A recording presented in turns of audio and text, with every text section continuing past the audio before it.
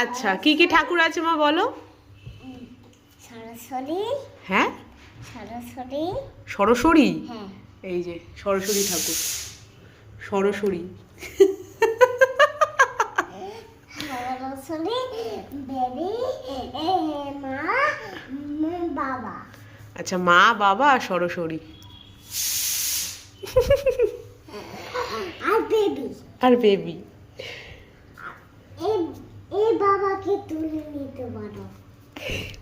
কাকে তুলে নিতে বলবো? এই বাবাটাকে।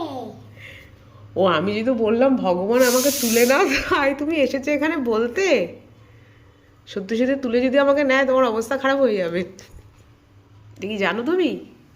তুমি কি জানো আমাকে যদি তুলে নেয়, এই যে এই বাবা মানে গণেশ বাবা যদি আমাকে তুলে নেয়, তোমার অবস্থা খারাপ হয়ে যাবে। তখন তুমি কি করবে? মা ছাড়া কি করবে?